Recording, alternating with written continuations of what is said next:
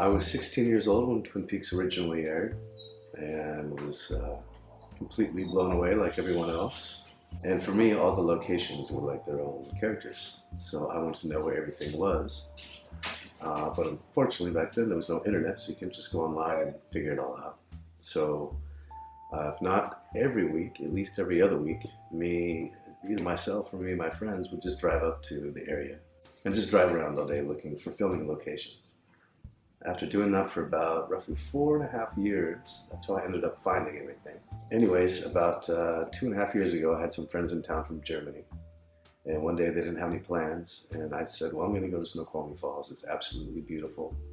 And mentioned that that's where they filmed Twin Peaks. And they said, we love Twin Peaks. So I said, great.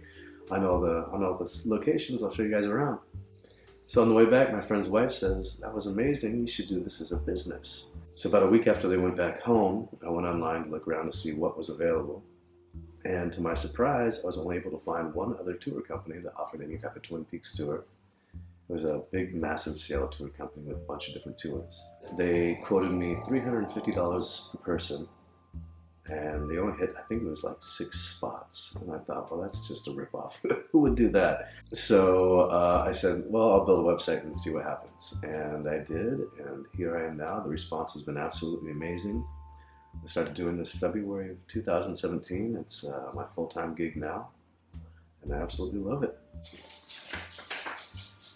It was in the Red Room from the Firewalk with Me. It's David Lynch's first art book, autographed. Lula and Sailor.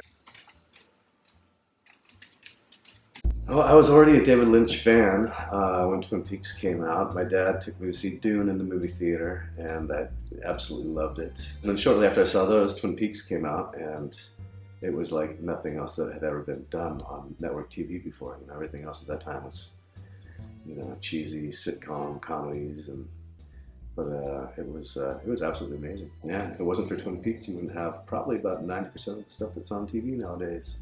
I was always partial to all the FBI agents.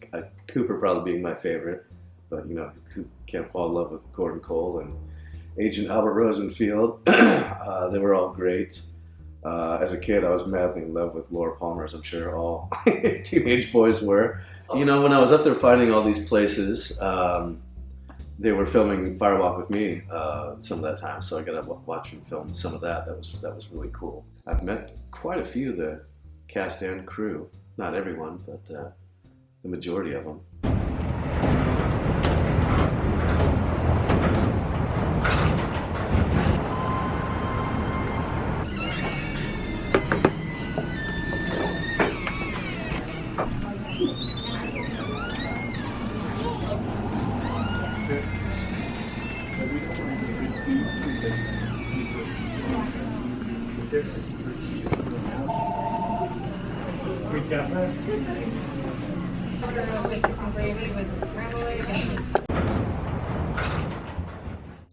get multiple people that, you know, come dressed up and, you know, cosplay or whatever you want to call it.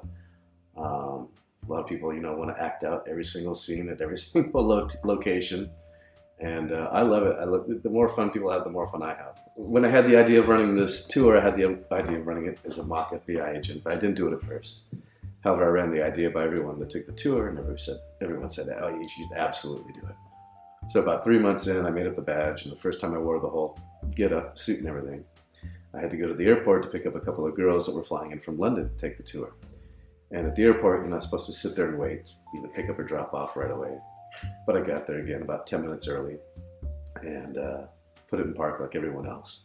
A few minutes go by and I see the cops walking up in the rearview mirror, shooing everyone behind me away. And the cop walks up to my window and he looks at the badge and he goes, oh, are you on business? And I would never impersonate an agent. It's a massive, massive felony. But I thought real quick, I'm like, well, he didn't ask if I was FBI. So I said, no.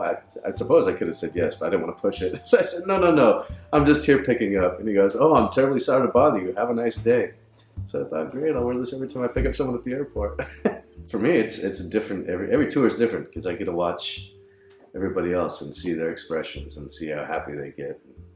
You know, sometimes I feel like I make people's dreams come true. I was telling you earlier that you know, some people, they cry when they get to certain locations, you know, tears of joy, but they're like, I wanted to see this my whole life. Get people from all over the world, all over the UK, all over Australia,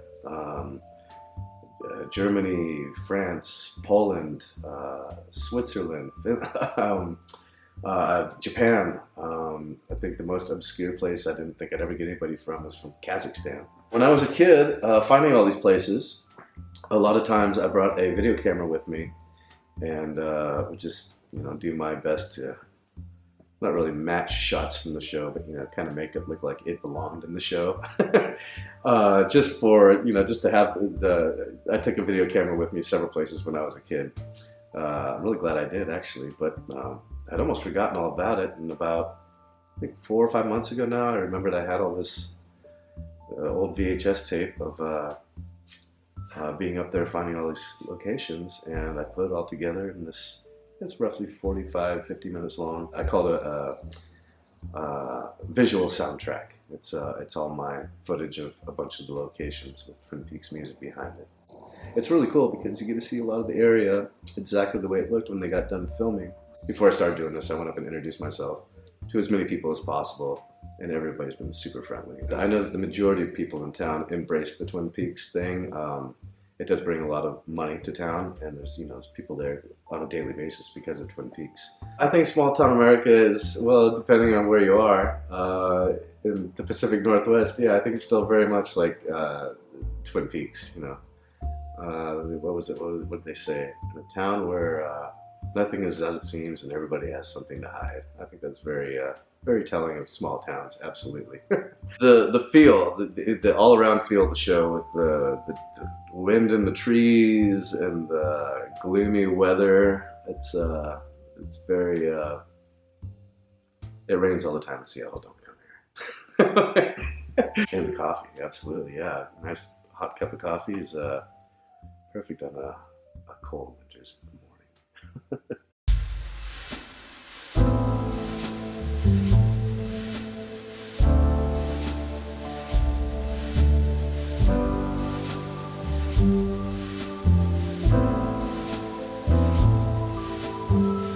Honestly, I have no idea what the future's going to hold for me when it comes to the Twin Peaks tour.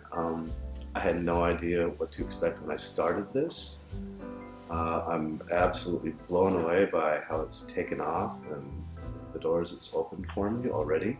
I intend to keep doing this as long as people still want to take the tour. So hopefully it keeps going on and on and on. But I try not to anticipate too much about the future. I just kind of roll with the punches, see where life takes me. But I've been pretty lucky, and I always have a good time. The best way to find me is through the website, which is www.twinpeakstour.com. I know it's hard to remember. It's Twin Peaks Tour, not tours, tour.com. And all my information, email, phone number, everything's on the website. Well, I hope you all can come out and take the tour at some point. It's a lot of fun. I'll see you in the trees.